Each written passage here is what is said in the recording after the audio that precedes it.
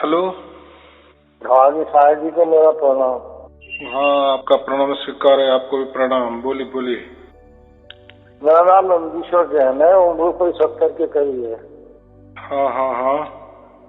तो ऐसा है कि कोई बहुत साल पहले सन 88-89 में आध्यात्म में तो बहुत रुचि है ही, और वक्त लगे रहते हैं।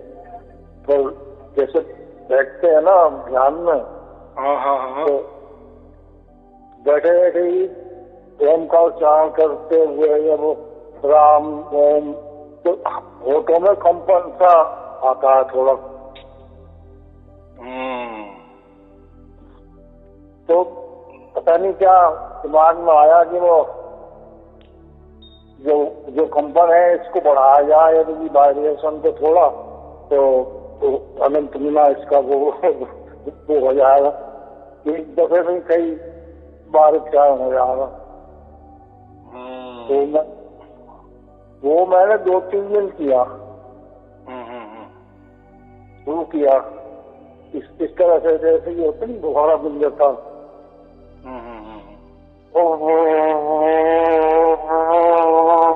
इस तरह से तो साहब मेरी एक दिन पटाखा सा आवाज आई। तो मैंने क्या हुआ, तो चारों तरफ देखा, कुछ नहीं। तो मैंने फिर नाभि में देखा तो 1-2 बूंद ब्लड की आ गई थी। उसके बाद वो डर के मारे, तो कोई मुझे बताने वाला नहीं मिला। मैं डर दिया हूँ। तो इस बारे में मालूम करना चाहूँ। मैं बहुत कोशिश करी हर एक से, पर कोई इसका जवाब क्या नहीं कहा कि तुम गलत कर रहे थे। ये अब पता नहीं क्या हवाई तो प्रेरणा मुझे प्रभु कृपा गई थी, ऐसे तो नहीं है कि मैंने कोई तो जैसे ओंकार के जैसे हम मुंह खोल के कहते हैं ओम, एक मुंह बंद करके वो ये तीसरा ढंग हो गया जैसे या तो पता नहीं क्या क्या दिमाग में आते थे वो चिंतन में करने में। तो मैंने आपका ये देखा, तो बड़ा अच्छा लगा मुझे। तो विचार मैंने ये सभी ज्यादातर आध्यात्मिक पुस्तकें जो है वो उसके पढ़िए। तो कभी इसी का 70-72 में ही गुनगुनाता रहता रहा, चलते फिरते। पता नहीं क्या दौर चला था, पता नहीं क्या दौर चला था। और स्टार से दिखाई देता था मुझे, जैसे चमक होती नहीं है, स्टार दिखाई देता।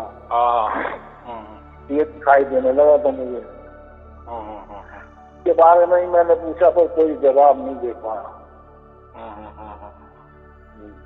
तो अभी बात ऐसी है, आपने मेरे प्रवचन कितने सुने? मैं तो आपका तो अभी लगाया था, आज ही एक बार सुना। मैं पहले सुना, फिर झूठ बोल।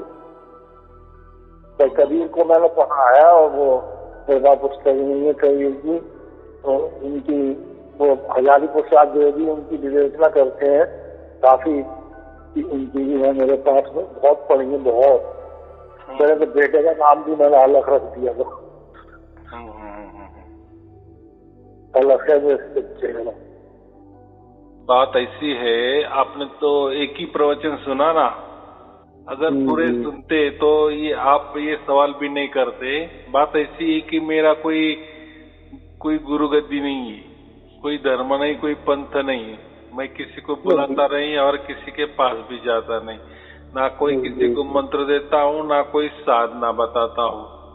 मैं जो भी प्रवचन में बताता हूँ वहाँ कोई धर्म की बातें नहीं, कोई पंथ की बातें नहीं, कोई गुरु गद्दी की बातें नहीं, कोई मंत्र साधना की बातें नहीं, कोई ध्यान की बातें नहीं। जी, धर्म की बात मैंने नहीं। मैं तो इसको मानता हूँ कि ऐसी है, नूर खोजते सब जहाँ नूरी से नूर है जाते तो। मैं भी नहीं मानता, इंसानियत को मानता हूँ कि इंसान की बहुत बड़ी चीज है, और इंसानियत की धर्म है, और सब धर्म है।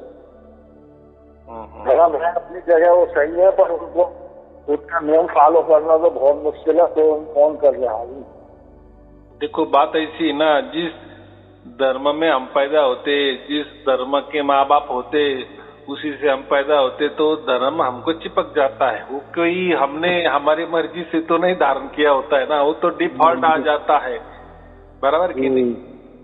तो बात वो जाने दो, इसका मतलब किसी धर्म का बहुत सारे लोग उस धर्म को माने वो धर्म अच्छा है, या कोई धर्म को कोई लोग मानते नहीं है, वो लोग उनकी संख्या कम है, इसका मतलब वो धर्म बुरा है, ऐसा नहीं है। ये तो जन्मजात धर्म हमें चिपकता है। जिस धर्म में हमने जन्म लिए वो हमारे साथ चिपक गए। और वो तो है ही, वो सही बात है। और वो वही करना पड़ता है ना, जिसमें तो हम तो धर्म से ज्यादा वो नहीं है उसमें। हमें अपना ही पता लगा कि पढ़ के हमने तो कुरान भी पढ़ी, बाइबल भी पढ़ी, गीता भी पढ़ी, रामायण भी पढ़ी, कोई छोड़ा ही नहीं, कबीर भी पढ़े, और भी हैं जो संत वगैरह सबकी यही की है क्या खोजी बस। हाँ, बात ऐसी थी ना। तो धर्म तो ये हमें जन्म से चिपक जाता है, बराबर। और जिस धर्म में हम जन्मते हैं, बस उसी धर्म में जो कोई धर्म ग्रंथ होंगे, जो कोई हमारा जो समाज है जिसके पीछे, यानी जो धर्म के हमारे महापुरुष है जिन्होंने वो कोई नियम बनाए होंगे, कोई मंत्र बनाए होंगे, कोई पाठ बनाया होगा, कोई नियम बने होंगे, उसी को हम फॉलो करते हैं और वैसे के वैसे मर जाते हैं, बराबर कि नहीं। बाकी क्या कर सकते हैं। लेकिन हम कभी इतनी विशाल बुद्धि नहीं करते ना, जैसे मैं ये धर्म में पैदा हुआ तो मैंने ये धर्म का, और ऐसा भी नहीं है कि जिस धर्म में आदमी पैदा होता है कि वो धर्म का पूरा की पूरा अभ्यास करता है, क्योंकि धर्म इतना विशाल होता है। कोई भी एक धर्म उठा है ना, वो धर्म के अंदर उपधर्म, उप धर्म के अंदर भी उपधर्म, ऐसे छोटे छोटे टुकड़ों में वो हमारा जो भी धर्म है ना वो बटा हुआ होता है। हम वहां तक नहीं जाते। एक एक धर्म की ऐसे समझो कि हजारों पुस्तकें होती है, बराबर। करोड़ों लाखों पुस्तक। हाँ, हजारों खोजी होते हैं। हमारे धर्म में बहुत सारे विचारवंत भी होते हैं। और बात ऐसी होती है कि जिस धर्म में हम पैदा हुए ना, उसकी वाह हम करते हैं, बराबर। या ऐसा समझो कि वही धर्म टिकाने की कोशिश हम करते हैं, बराबर। अगर ऐसा टिकाना की कोशिश नहीं करेंगे तो फिर कोई भी बंदा हमारा धर्म छोड़ के दूसरे धर्म में जाएगा, या वो धर्म छोड़ के इस धर्म में आ जाएगा। जी, वो नहीं है, पर यह है कि इंसानियत भी एक धर्म है। हम इंसान बन के ही तो पैदा हुए हैं, तो पहले तो इंसानियत के जो नियम है उन्हें पूरा कर ले, और तुम बड़ी चीजें मान ली उससे आगे की बात है। हाँ, बराबर, आपने लाख टके की बात की। ये जो धर्म होते हैं ना, ये इंसानियत सिखाता है, लेकिन हम वो इंसानियत बाजू रखकर परमात्मा की खोज करने निकलते हैं, बराबर। पहले प्रैक्टिकली अनुभव था, वो बताया मैंने आपको। पहले हम खुद ब खुद इंसानियत सीखे, बराबर। एक दूसरे को प्रेम करना सीखे, बराबर। मिलजुल के रहने की कोशिश करे। सब बंदे परमात्मा के पहले यही इंसानियत है ना, बाकी क्या है। एक दूसरे की मदद करे, एक दूसरे के हाथ बटाए, कोई किसी का ऊंच नीच ना समझे। ये तो हर धर्म की सीख होती है। जो ईश्वर ने हमें दिया, जो उसने दिया ना हमें, ये पृथ्वी दी, आकाश दिया, ये कि उसकी अमानत है। अमानत को अब हम लोग तो खयानत करे कर रहे हैं, लूट रहे हैं। तो मेरे विचार अलग है। तो इंसानियत कोई सीखना नहीं चाहता, सब परमात्मा के पीछे पड़े हैं या परमात्मा बनने की कोशिश कर रहे हैं। यही तो सब कुछ गड़बड़ हो रही ना। जी जी। हाँ, क्या होता है, दो प्रकार के आदमी होते हैं।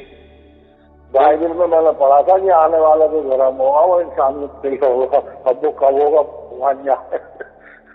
हाँ, जो भी हो, बहुत सारे दो प्रकार के लोग होते हैं। एक खुद परमात्मा बनने की कोशिश करते हैं, या दूसरा जो होता है वो परमात्मा खोजने की कोशिश करता है, बराबर। लेकिन गौर कलयुग में ज्यादातर परमात्मा से मैं बड़ा कैसा हूँ और परमात्मा कैसा छोटा है ये दिखाने की ही कोशिश करते हैं। या परमात्मा मेरे मुट्ठी में है, मेरे मुट्ठी में है, मैंने बनाए मेरे मंत्रों में है, मेरे मंत्र मेरे विचारों में मैं परमात्मा है, मेरी कल्पना में परमात्मा है, बराबर। या मेरे आदेश के ऊपर परमात्मा चलता है। ये लोग ज्यादा इसमें जाते हैं, यानी खुद परमात्मा बनने की कोशिश करते हैं, बराबर। बहुत गद्दी वद्दी धारी इस तरह के लोग बहुत है और बहुत ही पब्लिक को लूट खा बहुत खसो रहे नोच रहे भी, और उसकी करी कराई मेहनत को भी खा जाते हैं। इसका बहुत बुरी स्थिति है। मैं तो बहुत इधर उधर गया हूँ, पता है मुझे तो बहुत। अब तो कहीं जाता ही नहीं, 20-25 साल हो गए कहीं नहीं जाता। तो हमने सुबह हाथ खुलती है 3 बजे, जो भी होता नहीं, क्योंकि क्या होता है, क्यों जाते हैं हम तो सबने ऐसी बोर्ड लगा है ना, पार्टी लगा के रखी ना, आप हमारे धर्म में आ जाओ आपको परमात्मा मिल जाएगा, बराबर। सभी ऐसे कह रहे हैं ना, लेकिन हम जब उनके अंदर जाते हैं तो देखते हैं कि उनके इतने शक्लों में बटे हुए हैं, वो खुद ब खुद हर एक धर्म हजारों की शक्लों में बटा हुआ है। यानी 1000 शक्लें माने क्या, 1000 विचारों में बटा हुआ है, हजारों तरीके में बटा हुआ है, बंधनों में बटा हुआ है। तो वो क्या हमें परमात्मा दिखाएगा, वो खुद ब खुद एक नहीं है। तो ये हर धर्म की हालत यही है, क्या खुद ब खुद वो एक नहीं है, एक विचारों में अड़िंग नहीं है, बराबर। तो कौन किसको परमात्मा दिखाएगा। हाँ, ये बात होती है। तो जैसे देखो बहुत सारे लोग, जैसे आपने कहा ना कि मैं ये करता हूँ वो करता हूँ, तो कुछ करने से मुझे तकलीफ भी होती है, या जो भी हो रहा है मेरे साथ वो बराबर है कि कोई गलत तरीके से मैं कर रहा हूँ। बात ऐसी है, ऐसे आप जो करते हो ना, ये आपने तो एक तरीका किया है, लेकिन ऐसे हजारों तरीके हैं अलग अलग प्रकार के। जितने भी तरीके हैं ना, वो हम हमारे खुद के ऊपर ही वो तो आजमाते हैं। लेकिन जो भी तरीके आजमाते हैं तो हमें परमात्मा तो मिलना दूर, लेकिन हम हमारा शरीर का बहुत सारा नुकसान कर देते हैं। जैसे 2 शरीर होते हैं ना, एक मानसिक शरीर होता है और एक दैहिक शरीर होता है। जो दैहिक तो देख सकते हैं, लेकिन जो मानसिक शरीर होता है ना, वो तो नहीं दिखता हमें, लेकिन मानसिक शरीर से ही सब कुछ होता है। यानी मन जो बोलता है ना, मनों का कारोबार। तो हाँ, ये मन नहीं तो आई थी मेरे, मुझे तो किसी किताब में नहीं, कहीं पढ़ी, किसी ने किसी वो मन में आ गई। तो ये जो है ना, ये जो भी हम साधना करते हैं ना, घर में बैठ के यहाँ से सुनाए वहां से सुनाए, किसी गुरु ने दे दी, किसी किताबें में पढ़ी, या हमने खुद ब खुद के ऊपर वो आजमाया, तो उससे क्या होता है, परमात्मा तो मिलना दूर, लेकिन हम हमारा शरीर का, मन का बहुत सारा नुकसान करते हैं, और वो हमें बाद में भुगतना पड़ता है। या ऐसा समझो कि हम एक प्रकार का मानसिक रोगी ही बन जाते हैं, बराबर। यानी काम क्रोध लोभ इतना आ जाता है, हमें इतना आ जाता है कि दूसरों की बातों पे हम कभी विचार भी नहीं करते। क्योंकि होता क्या है, काम क्रोध लोभ आना माने अहंकार बढ़ जाना, बहुत अहंकार बढ़ जाना। अरे मैं ये साधना करता हूँ, मुझे ऐसा दिखता है वैसा दिखता है, मेरा शरीर ऐसा झूमता है, मैं ऐसा वो नशे में नाचता हूँ, या ये करता हूँ वो करता हूँ, मेरी ताड़ी ऐसी लग जाती है वैसी लग जाती है। तो ये मानसिक विकृति का एक प्रकार है, बराबर। लेकिन जिनको कुछ मालूम ही नहीं है, वो गुरु लोग कभी वो उनको नकारते नहीं है। वो बोलते हाँ हाँ तेरे साथ बराबर हो रहा है, परमात्मा तेरे साथ खेल रहा है। खेल नहीं रहा, तेरे शरीर के साथ खेल रहा है, तेरे मन के साथ खेल रहा है, और वो कोई परमात्मा नहीं खेल रहा है, वो मन ही खेल रहा है, वो काल ही खेल रहा है।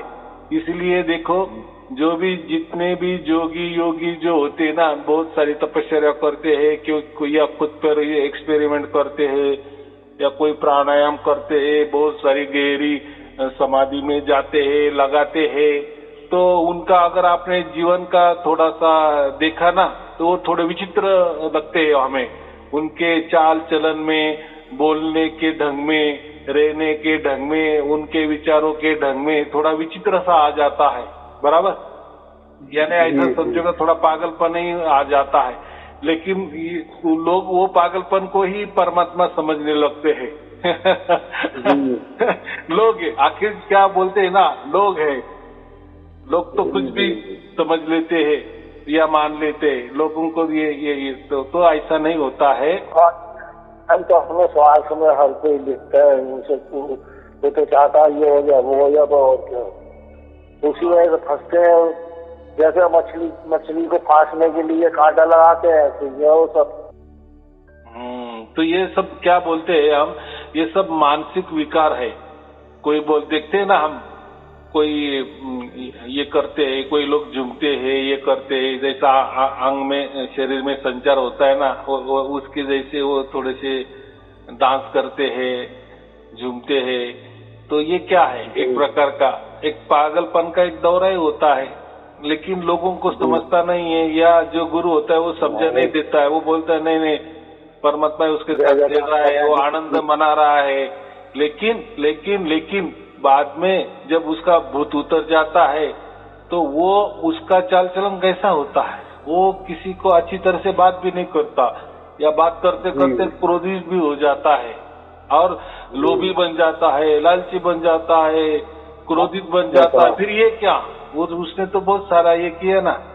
तो ये सब ढकोसले है, ये शरीर का नुकसान करते हैं या मन का गहरी चोट पहुंचाते हैं, और इसकी वजह से लोग डिप्रेशन में चले गए हैं। बहुत सारे लोगों के मुझे फोन आते हैं, हमने ये साधना की, हमारे गुरु ने वो साधना बताई, श्वासों पे बताई, मन पे बताई, मन को यहाँ टिकाना, नाभि पे टिकाना, ब्रह्मरंध्र पे टिकाना, चलते फिरते टिकाना, आंख बंद करते टिकाना, हृदय पे टिकाना, उसमें ये सुनना, वो सुनना, ये विचार करना, ये कल्पना करना, ये मंत्र जपना, अजपा करना, बहुत बहुत बहुत बहुत सारे अलग अलग ढंग के साधनाएं हैं। लेकिन ये साधनाएं आदमी को विकृत ही बनाती है, ना कि इंसान बनाता है। अच्छा इंसान नहीं बन सकता उससे। परमात्मा तो मिलना तो बहुत दूर की बात है, तो परमात्मा इससे नहीं मिलता, बराबर। परमात्मा स्वयंभू है, आदि अनादि से है, बराबर। वो उसकी मर्जी का मालिक है, बराबर। इसलिए तो स्वयंभू है, वो उसकी मर्जी से ही हमारे अंदर प्रकट होता है, बराबर। ये लोग समझते नहीं है। तो हम क्या करते हैं, हमारी तरफ से परमात्मा की ओर जाने की कोशिश करते हैं, इसलिए सब गलती हो जाती है। लेकिन ऐसा नहीं होता, परमात्मा बहुत बड़ा है। और ये कौन लोग करते, जो परमात्मा को छोटे मानते हैं ना, कि परमात्मा मेरे मिट्टी में है, परमात्मा मेरे मंत्रों में है, या मेरी ही पूजा अर्चा करो, इसमें परमात्मा है, ये किया। कोई लोग बंधन लगवा लेते हैं, ये बंधन में रह जाओ आपको, तो इससे परमात्मा मिलेगा। यानी ये लोग वो इतना बड़ा विशाल परमात्मा को ये मंत्रों में उसको रख देते हैं, बराबर। कोई ध्यान में रखवा देता है, कोई साधना में रखवा देता है, यानी खुद को बड़ा करते हैं और परमात्मा को छोटा बताते हैं, बराबर। जी हाँ, यही लोग प्रेतों में घूमते रहते हैं।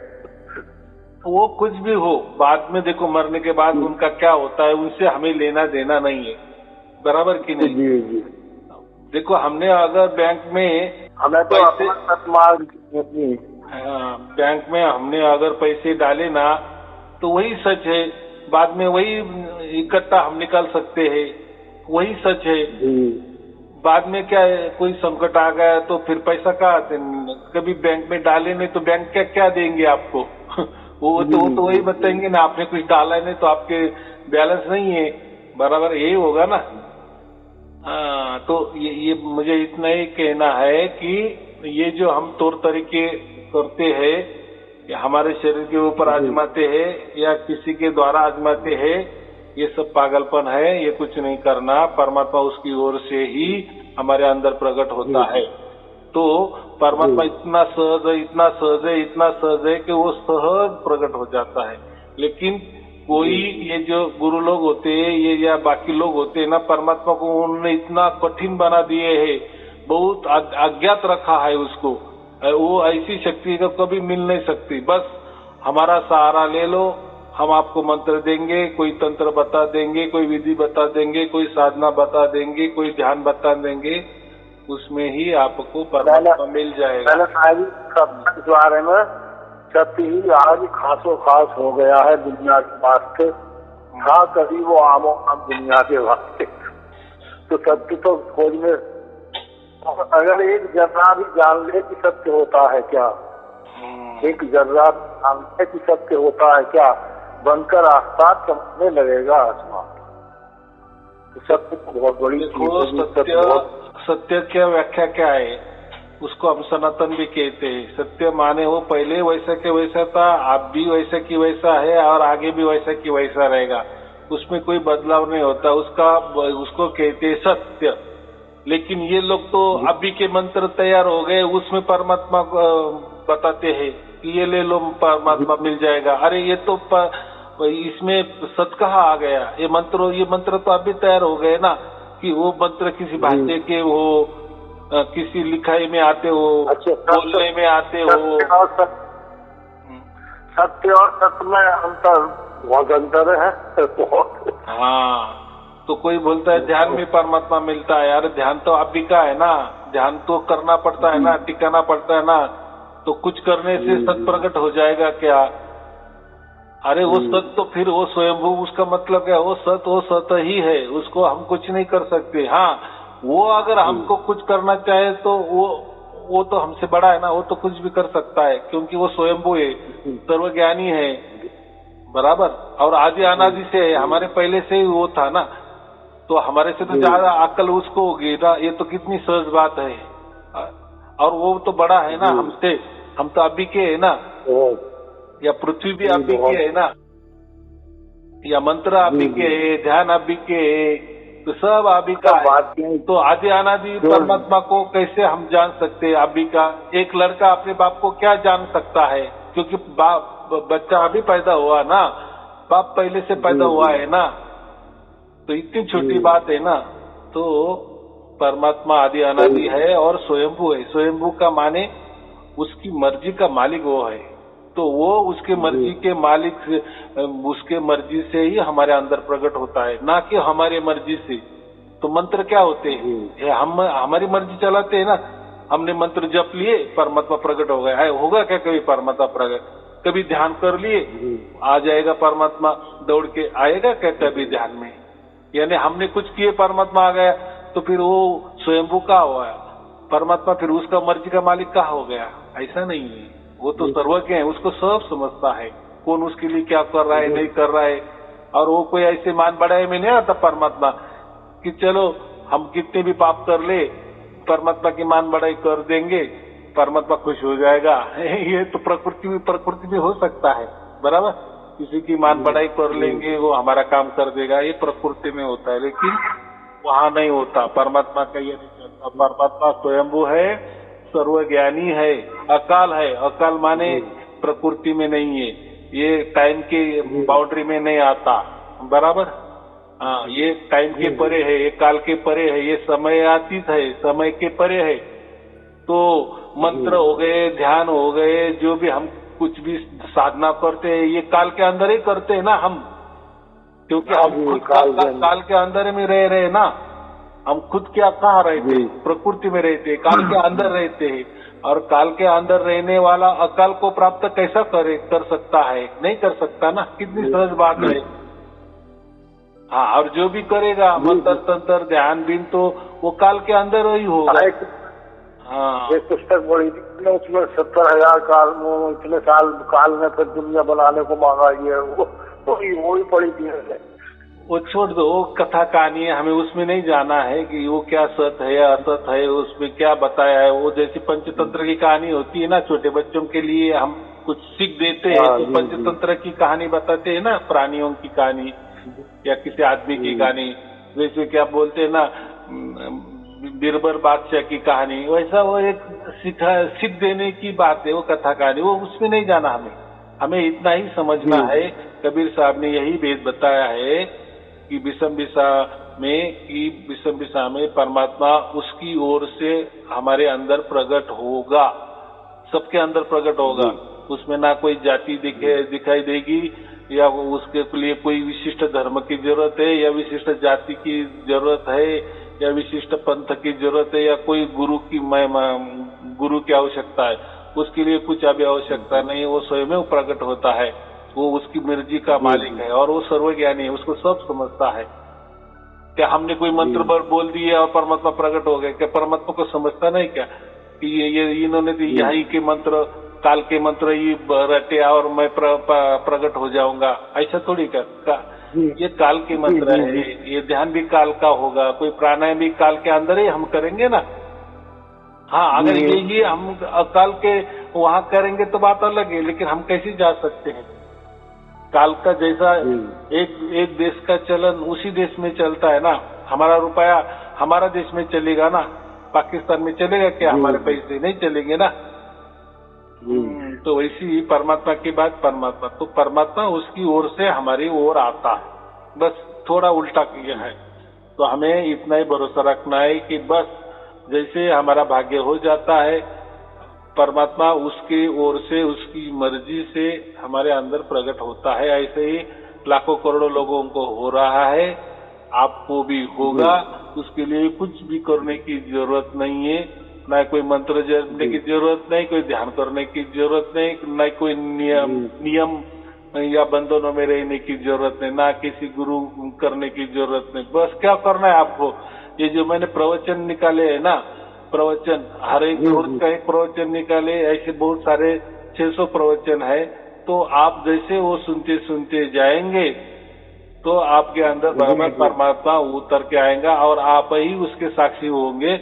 और फिर आप मुझे ही फोन करेंगे कि हाँ, या व्हाट्सएप में लिखेंगे कि धन्यवाद, मेरे अंदर परमात्मा प्रकट हो गया, 24 घंटे हो गया, या थोड़ी देर के लिए हो गया, एक क्षण के लिए हो गया, लेकिन हो गया। ये आप बोलेंगे, क्योंकि आपको विश्वास होना चाहिए ना, बराबर जी। हाँ, मेरे से या दूसरे से क्या करना है? दूसरे को सर्टिफिकेट की क्या जरूरत है? हमें तो कुछ तो भी समझता है कि नहीं, परमात्मा क्या होता है और प्रकट कैसा होता है, वो तो उतना तो बुद्धि हमको रहता है ना। और वो आपके आज है कि तुम वो लगा रहे थे तो उसमें कबीर का दोहा था ना, तो मैंने एकदम खोला मैंने। तो चलो, कोई चिंता की बात नहीं है। आपका व्हाट्सएप नंबर में मैंने लिंक भेजी होंगी, डिफॉल्ट आ जाती है, बस वो लिंक खोलो, उसमें पूरे प्रवचन है। शांति से देखो, परमात्मा कहीं भाग नहीं जा रहा है, मैं भी कहीं भाग नहीं जा रहा, आप भी कहीं भाग नहीं जा रहे, देखो बराबर।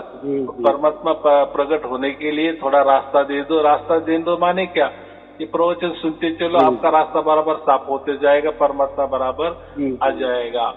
वो कैसा आएगा क्या नहीं आएगा वो तो आप साक्षीदार होंगे, वो तो सब कुछ आपके साथ ही होने वाला है ना, जो भी खेला होने वाला है। हाँ, वो तो लीला है परमात्मा की, वो तो थोड़ी सी करो, बराबर। चलो ठीक है, फिर आपको और आपके परिवार के लिए शुभ आशीर्वाद।